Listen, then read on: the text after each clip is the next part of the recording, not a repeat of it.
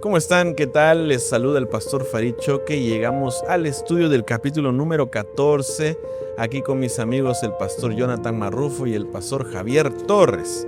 Este capítulo se titula Matrimonio, Divorcio y Nuevo Casamiento. Hay muchas preguntas interesantes de este capítulo que quiero invitarte a estudiar con nosotros, por eso ve a traer tu manual que comenzamos.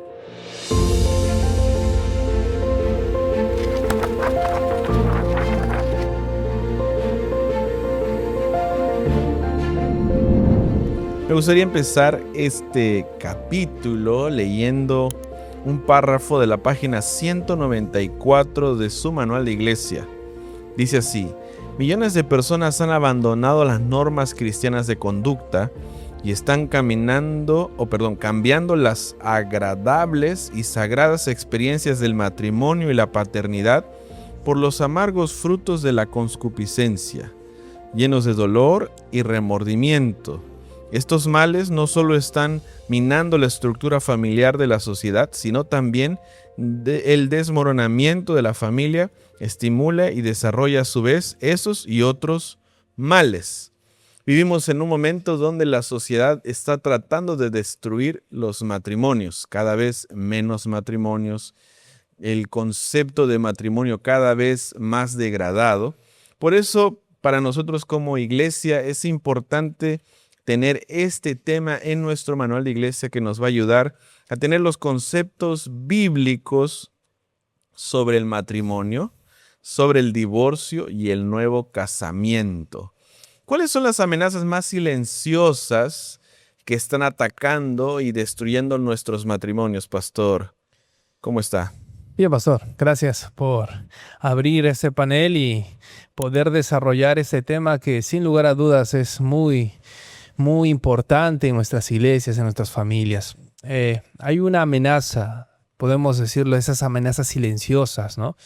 Y una de ellas es el adulterio, la pornografía, el abuso de todas las clases, el incesto, las prácticas homosexuales y lésbicas. Son algunas perversiones evidentes del plan original de Dios y claramente ilustran la ruptura con la humanidad. Son prácticas que son cada vez más comunes, por eso leí ese párrafo introductorio, cómo estos conceptos tan importantes que son el matrimonio en nuestra vida, en nuestra sociedad, cada vez están siendo tergiversados. Vivimos en un mundo hipersexualizado, ¿verdad? Un mundo donde las tentaciones son cada vez más evidentes. Por eso, ¿cómo protege o cómo se protege un cristiano? ¿Cómo protege el cristiano su mente de este tipo de contexto? Lo básico, lo primordial, lo principal, el estudio de la Biblia debe ser una de las prioridades en nuestras vidas. También nosotros debemos cuidar el aspecto físico, ¿no? El hecho de poder cuidar las sagradas facultades del cuerpo, un propósito sincero, la constante oración, el sincero y abnegado ministerio en favor de las necesidades de otros ayudan a que nosotros podamos proteger nuestra mente, las avenidas del alma, como menciona Ellen G. White. Muy bien, pastor. Sí, pastor, este es un aspecto importante, ¿no? Porque va de la mano con la pregunta anterior. El manual de iglesia en la página 194 dice que estas prácticas, lo que mencionó el pastor Marrufo respecto a las prácticas silenciosas, ¿no? Dice, se han vuelto más abiertas y amenazadoras a los ideales de propósito del hogar cristiano, ¿no? Por eso, lo que acaba de mencionar como el estudio de la palabra de Dios, el cuidado del cuerpo, se suma también a lo que dice aquí, la buena música, la conversación elevada, los juegos cuidadosamente seleccionados y la importancia del valor del hogar, ¿no? En la página 196 dice, nuestros hogares son incuestionablemente los mejores sitios para las reuniones sociales. Quiere decir que la salvaguarda del cristiano está en la parte espiritual, la parte social, pero sobre todo en la familia, en los principios de un hogar cristiano. Es increíble cómo en la sociedad actual en la que vivimos, como dicen, lo que antes era bueno es malo y lo que antes era malo es bueno. Hablar de matrimonio en algunos contextos sociales de hoy es símbolo de risa. Cuando alguien dice que se va a casar, ¿qué dicen sus amigos? ¿Cuántos lo felicitan? Algunos le dan hasta su sentido pésame porque el concepto de matrimonio está cada vez más denigrado. Por eso es importante el estudio de este capítulo. Ahora, antes de llegar al matrimonio existe una etapa que se llama noviazgo. Para tener un matrimonio fuerte necesitamos tener estos primeros pasos dados de manera correcta. ¿Qué principios deben ser considerados dentro de un noviazgo cristiano, pastor? Pastores, el manual de iglesia nos da algunos principios básicos que cada joven debe considerar en la búsqueda de la persona que lo va a acompañar el resto de sus días. Por ejemplo, uno de ellos es que el joven debe pesar cada sentimiento, cada manifestación del carácter con la persona a quien va a unir su suerte. Debe haber modestia, sencillez, sinceridad y con el serio propósito de agradar y honrar a Dios. Creo que ese es el eje, ¿no? El hecho de poder honrar, de poder agradar a Dios, es el eje de la relación del noviazgo que luego se ha de convertir en un matrimonio que agrade, que honre al Señor. Cuando seguimos estos pasos previos, estos conceptos y valoramos estas palabras, llegamos al matrimonio ya con una visión diferente, porque a veces al apresurarnos en un matrimonio, al no considerar y pesar estos asuntos, podemos llegar a un matrimonio que puede ser para bendición, pero también hay matrimonios que no llegan de manera madura, sabia, que pueden traer oprobio para la vida entera. Por eso la decisión del matrimonio es una decisión muy importante y trascendental. Y aquí, pastor, entra el papel fundamental de nuestros líderes, ¿no? Hablábamos en el capítulo 9 sobre el ministerio de la familia, el de poder motivar y capacitar a nuestros jóvenes para este proceso tan importante del matrimonio, ¿no? Los cursos de noviazgo, esa preparación previa.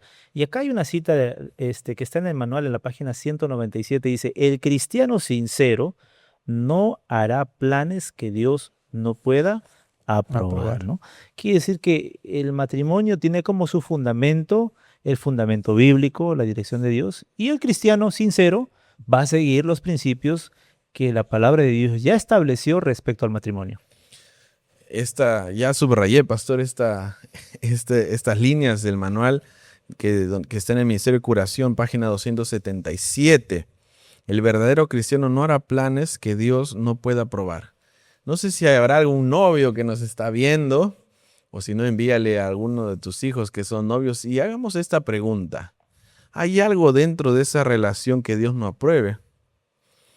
Esto es una pregunta interesante porque uno puede hacer todas estas cuestiones previas al matrimonio, ¿verdad?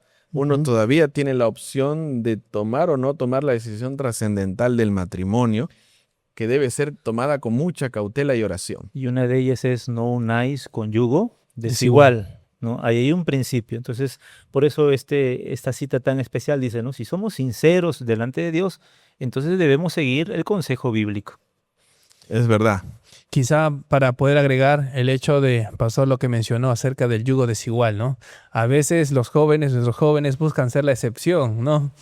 Yo lo voy a cambiar. Ajá. Sin embargo, pues el texto bíblico menciona los parámetros donde un joven debería desarrollarse y buscar a la persona con quien va a compartir sus días, ¿no? Y qué importante esto también que acaba usted de mencionar, pastor Jonathan, ¿no?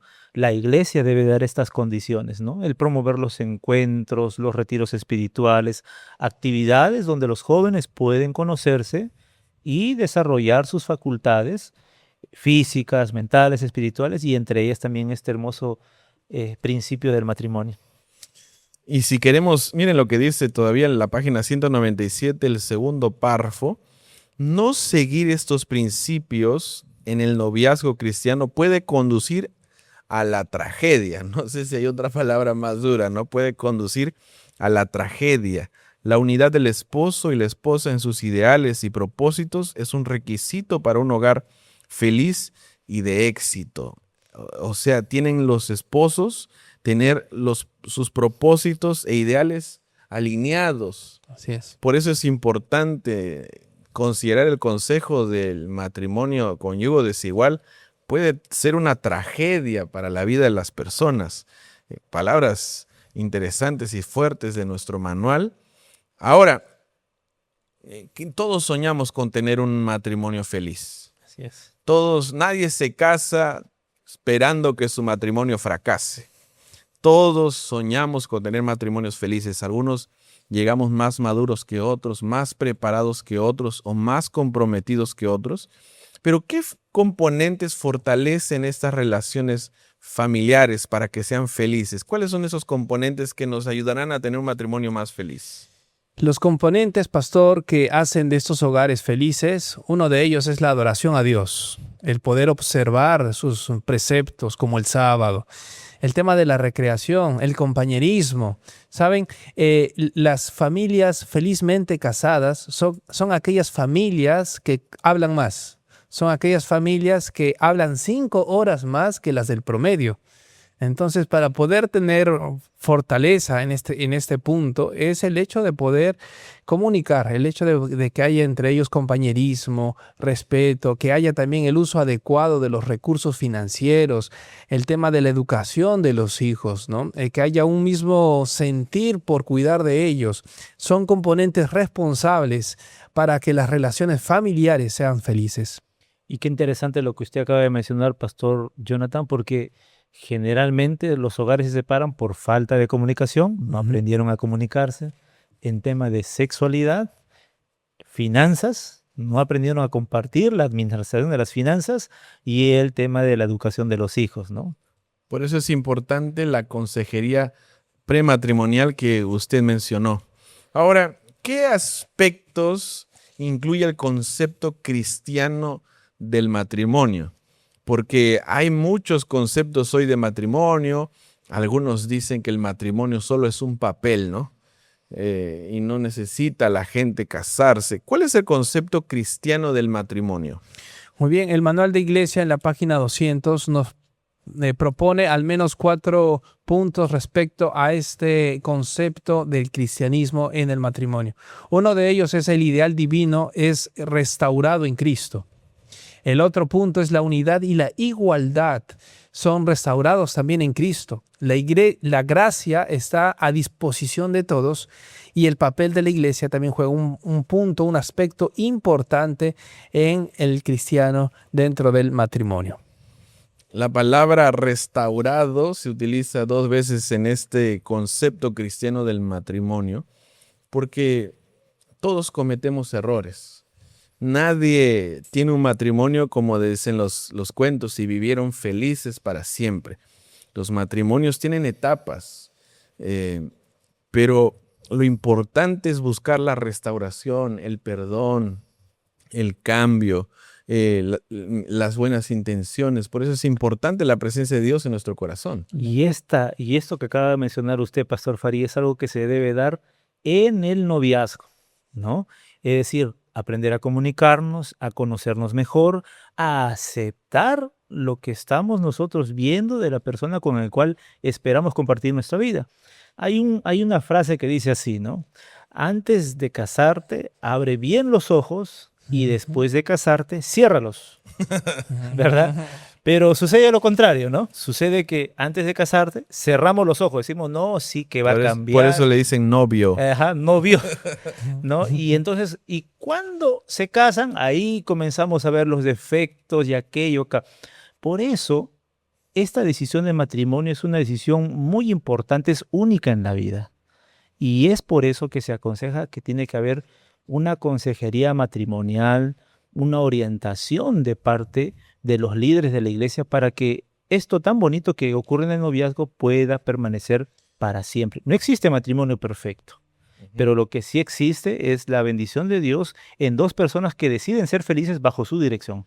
Pastor, quizá también añadiendo al respecto a esto, Patriarcas y Profetas en la página 172 dice, por puros y rectos que sean los principios de una persona, la influencia de un cónyuge incrédulo tenderá a apartarla de Dios. Entonces, es verdad. ¿Qué era el yugo desigual, pastor? ¿Cómo podría usted graficar el yugo desigual?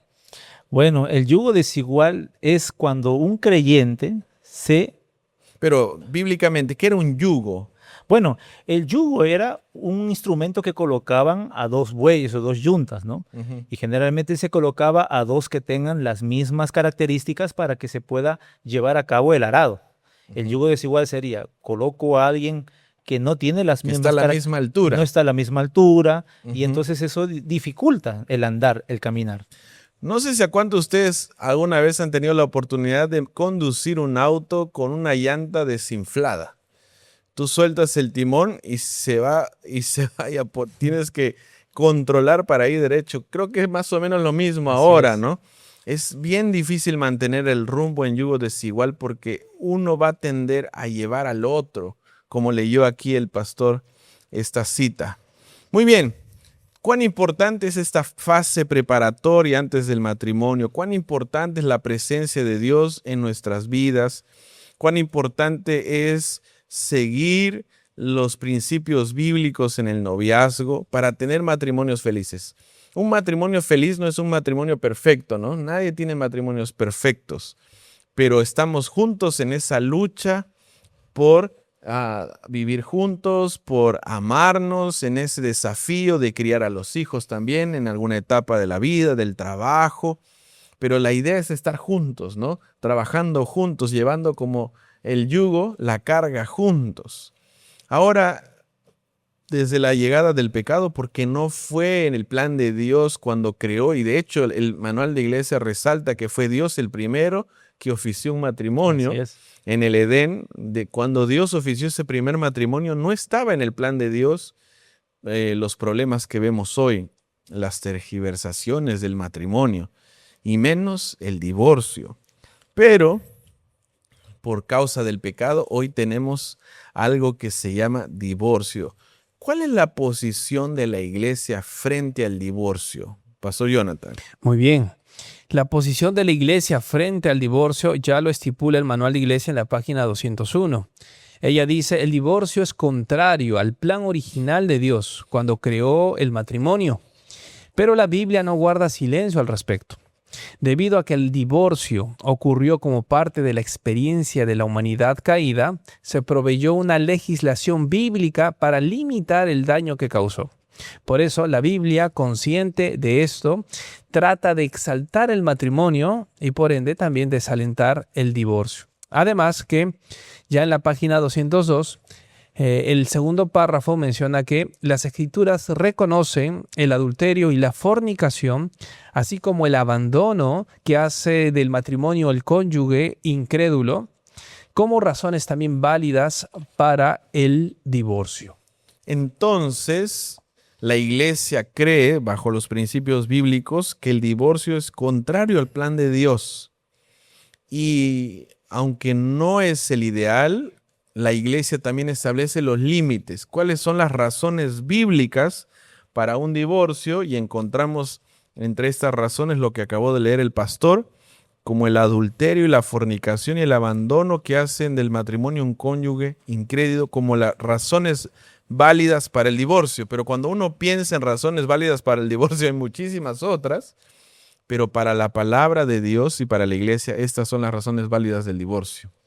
Sí, y es interesante que estos principios Jesús, estando en esta tierra, tuvo que enfrentarlos. Ya lo mencionó el pastor Jonathan, ¿no? Que la Biblia no deja de lado esto, sino al contrario establece. La iglesia tiene una posición. Y es interesante que el capítulo 19 del libro de Mateo, el versículo 5 al 9, Jesús habla respecto a este tema tan delicado del divorcio.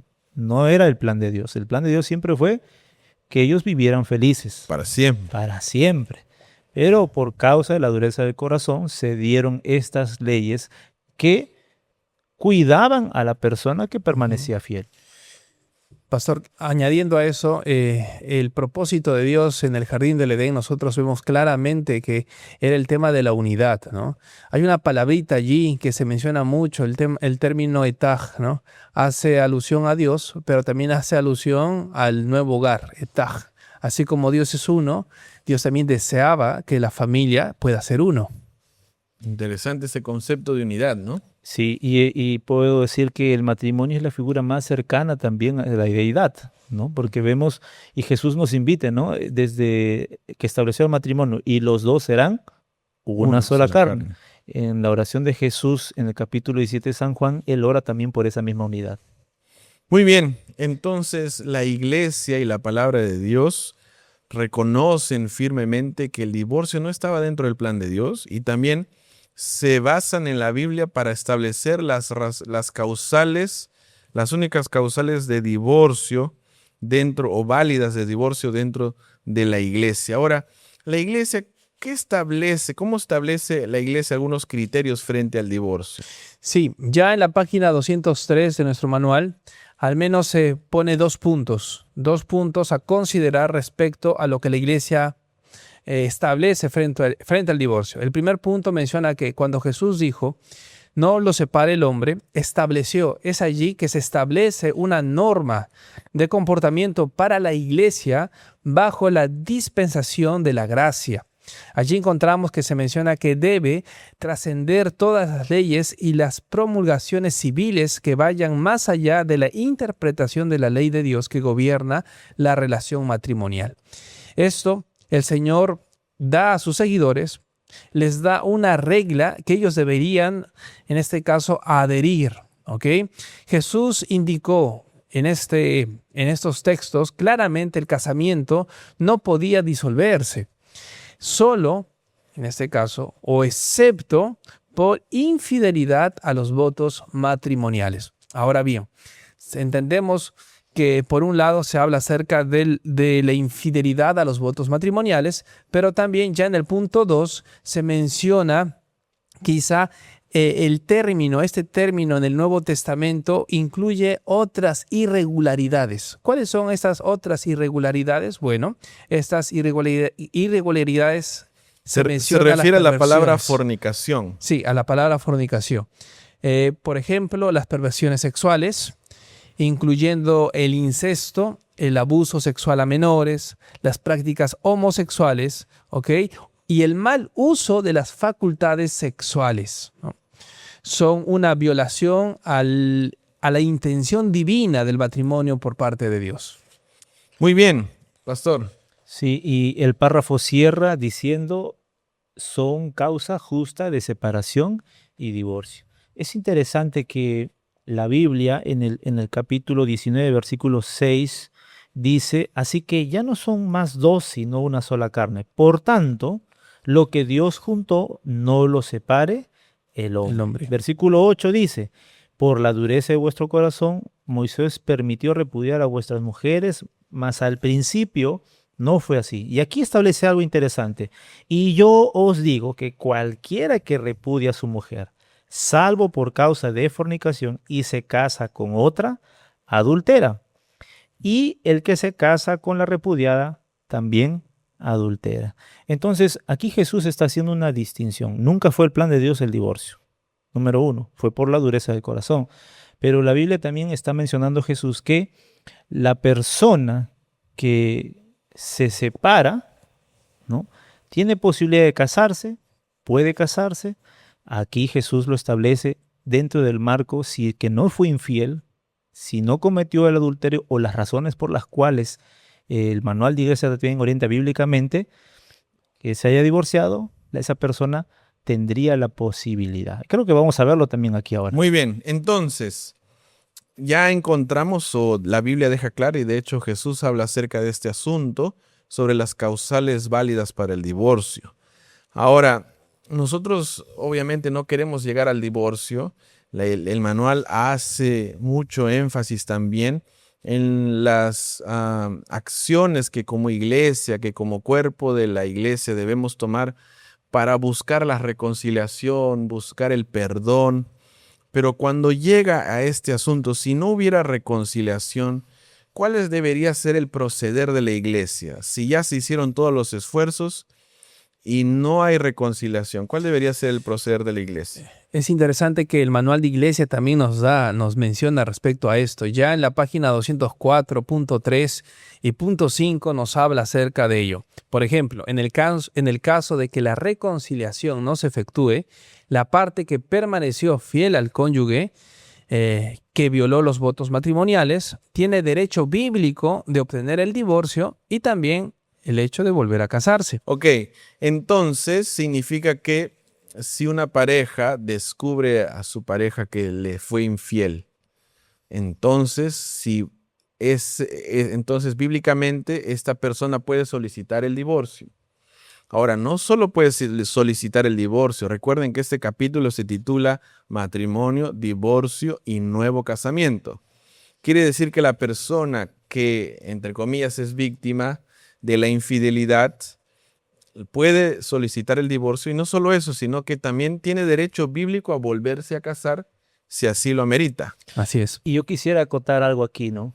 Aunque esta parte de la infidelidad es una parte muy dolorosa y difícil que enfrentan los matrimonios, aún así debería haber el tema del acompañamiento pastoral, porque lo que se busca es siempre que ese matrimonio no se destruya. Reconciliación. La reconciliación. A pesar de la infidelidad, a pesar de las pruebas más difíciles del matrimonio, la iglesia siempre debe hacer lo posible para buscar la reconciliación de un matrimonio. Y siempre ha habido personas que respondieron a esa situación, obviamente respetando la posición de la persona que se vio afectada, ¿no? Muy bien, entonces la víctima, entre comillas decimos víctima, porque normalmente en un matrimonio todos tenemos responsabilidades, pero ninguna de esas responsabilidades hace que tú tengas la voluntad de ser infiel en tu matrimonio. Pero si en este caso tú eres la víctima, puedes solicitar el divorcio bíblicamente y puedes volverte a casar. Muy bien, ¿cuál es otra de las consideraciones sobre este asunto, pastor? Hemos visto el tema de la víctima, aparentemente, ¿no? Pero también podemos ver el cónyuge que violó, en este caso, el voto matrimonial, ¿no? Y se divorcia, pues no tiene derecho a volver a casarse. No tiene el derecho moral, podríamos decirlo, ¿no? A volver a casarse. Muy bien. ¿Qué pasa a veces? Porque vamos un poco a aplicarlo a la vida diaria que tristemente a veces vivimos en la iglesia. Una pareja, una persona decide ser infiel a su esposa violando sus votos matrimoniales, y luego pasan 2 o 3 meses y ya se quiere volver a casar, pues obviamente porque ya está en una nueva relación. Entonces, esta persona ¿tiene o no tiene derecho a casarse? No tiene derecho moral a volver a casarse, ¿no? Mientras, y allí viene el añadido que hace el manual, ¿no? Mientras el cónyuge que fue fiel, en este caso, al voto matrimonial, viva y permanezca sin casarse y casto. Muy bien, entonces volviendo otra vez a la práctica. Un matrimonio, una persona es infiel, la persona que era fiel tiene derecho a volverse a casar. La persona que fue infiel, entonces, no tiene derecho, a menos que la persona fiel se vuelva a casar. Ellos sí tienen derecho bíblico de casarse otra vez. Entonces, a veces, como les decía, en la práctica, el que fue infiel ya quiere empezar una nueva relación, una nueva vida con esa persona, pero para la iglesia esto no es posible, a menos que la persona que fue fiel permanezca o vuelva a tener un nuevo matrimonio. Por eso, Pastor Farí, lo que hemos venido desarrollando en este tema respecto al matrimonio nos habla de esta decisión tan importante y que va acompañada de esos componentes que facultan y favorecen la felicidad del hogar. El estudio de la Biblia, el compañerismo, lo que hemos hablado. Porque acá estamos viviendo una situación ya extrema, ¿no? En la cual no hubo reconciliación, en la cual hubo una separación, y la parte que faltó debe aceptar lo que la palabra de Dios dice. No lo dice el manual de iglesia porque así, ¿no? Esto ya está establecido por el mismo Jesús. Muy bien, pastor. Y ahora, ¿cómo debemos tratar? Ya entendimos aquí quién tiene derecho, quién no tiene derecho. Tal vez podríamos hablar un poquito más de las consecuencias en la feligresía de ambas partes. ¿Qué pasa con la feligresía de la persona que fue fiel y qué pasa con la feligresía de la persona que fue infiel? Bien, pastor, es interesante que el manual de iglesia respecto a la persona que fue infiel, si se vuelve a casar, tiene que ser disciplinada. Y eso implica que la forma de readmitirlo a él o a ella debe ser a través de un nuevo bautismo, un rebautismo. Ahora es interesante que el manual de iglesia habla de que la persona infiel, vamos a poner el caso, ¿no? se casa con alguien de la misma iglesia. La persona que se va a casar con el infiel, esa pregunta está complicado. buena. Está una persona fiel, un infiel. Este se separa y ahora quiere casarse con otra persona en la iglesia. Esta persona no tiene nada que ver en este matrimonio, pero ahora es pareja de esta persona infiel que estamos llamando en este ejemplo. ¿Qué acontece con ella? bueno, allí, pastor, ¿se pueden casar? Lo ideal es que no, porque ya lo mencionó de la O sea, persona fiel. matrimonio religioso no. Exacto. Y ahora acá hay algo interesante, ¿no? Que la persona con la que se va a casar tiene que ser consciente que si se casa con el infiel, también va a ser disciplinada. Interesante. Si la persona que es nueva en esta situación se casa con una persona que viene de un matrimonio de divorcio, donde fue causante por su infidelidad del divorcio, esta nueva persona que aparentemente podría no tener nada que ver, también debería pasar un proceso de disciplina. Así es, pastor. Y es interesante que el manual en la página 205 presenta de manera muy clara estos aspectos. Yo quería abordar otro detalle, ¿no? Generalmente las personas dicen, pastor, nos separamos, pero no nos entendemos. El amor acabó, Incompatibilidad. incompatibilidad de caracteres. ¿Qué hacemos con esas circunstancias, no? Y eso es hoy muy común, ¿no? Jóvenes que se casan y de un momento a otro, 2, 3 meses, ya se están separando. Entonces, ¿qué pasó allí, no? Entonces, y eso, esa palabrita, incompatibilidad. Sí, bueno, el manual, pastor, no nos deja solos, ¿no? Por eso es importante el poder leer y aplicarlo. En la página 204 dice, se reconoce que algunas veces las relaciones matrimoniales se deterioran a tal punto que es mejor que el esposo y la esposa se separen. Mire, y acá hay un texto Habla de separación y no de divorcio. y no de divorcio. Ujú. Y por eso, y el texto lo vamos a leer, dice, pero a los que están unidos en matrimonio, les mando, no yo, sino el Señor, que la mujer no se aparte de su esposo. Y si se aparta, que se quede sin casar o reconcíliese con su esposo. Y que el marido no abandone a su esposa. 1 Corintios capítulo 7, 7. 10 y 11. Entonces, ¿qué más sucede? Sucede que a veces hay una persona que es agresor, ¿no? Alguien que agrede dentro del matrimonio, ¿no? Que generalmente a veces es el varón haciendo mujer, ¿no? Pastor, ¿puede una persona separarse? ¿No? ¿Es una razón para poder separarnos? ¿Por violencia? Ajá. El manual de iglesia establece una separación o divorcio que sea el resultado de factores como violencia física, en el que no está implicada la infidelidad al voto matrimonial, no le da a ninguno el derecho de los cónyuges, el derecho bíblico a volver a casarse, a menos que en el iterín la otra persona se haya vuelto a casar y haya cometido adulterio o fornicación o haya muerto. ¿Qué quiere decir esto el manual iglesia? Está diciendo que, pastor, no nos llevamos bien, ya no podemos vivir en la misma casa, incompatibilidad de caracteres. ¿Se pueden separar? Sí, se pueden separar. Se pueden separar. Pero a ninguno de los dos le da derecho a volver a casarse. Ahora, incluso aquí habla de violencia física. Quiere decir que, tal vez estoy entendiendo mal, pero si una persona es violentada en su hogar, decide separarse, incluso puede divorciarse, pero no le da entonces derecho bíblico a volverse a casar, a menos que en el interín Así es. la otra parte ya haya rehecho su vida o Haya cometido adulterio o fornicación. o fornicación. Y allí sí le daría derecho a esa persona a poder reiniciar su vida. Interesante, o sea, una persona que ha sido violentada bíblicamente puede separarse, divorciarse, pero eso no le da derecho a un nuevo matrimonio automáticamente, a menos que la otra parte ya haya cometido adulterio o fornicación. Un punto muy interesante. Por eso, qué importante, y esto es algo que se recarga en el manual, ¿no? El aspecto de la decisión antes de la unión, ¿no? Porque cuando el noviazgo es el periodo para poder conocerse, ¿verdad?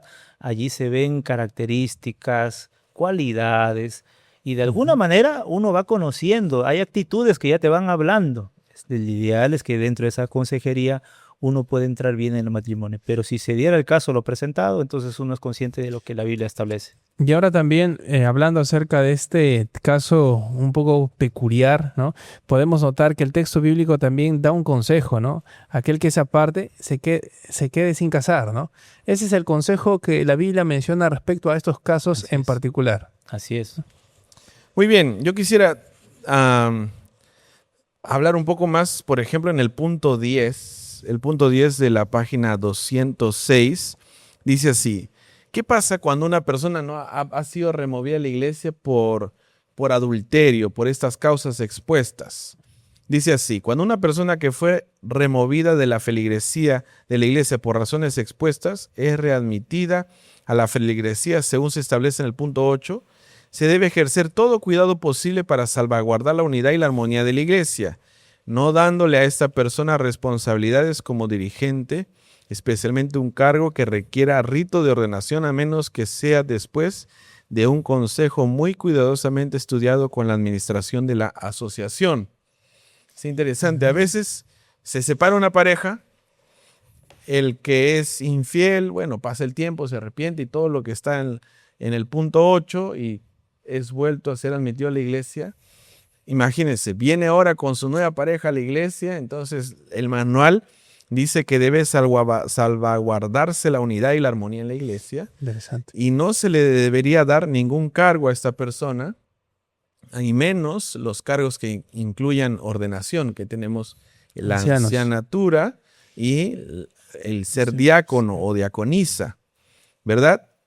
A menos que después de muy cuidadoso estudio con la administración de la asociación, ni siquiera es la iglesia misma que puede autorizar a la iglesia a darle un cargo a esa persona, sino es el campo local que al estudiar meticulosamente este caso puede darle o no ese derecho.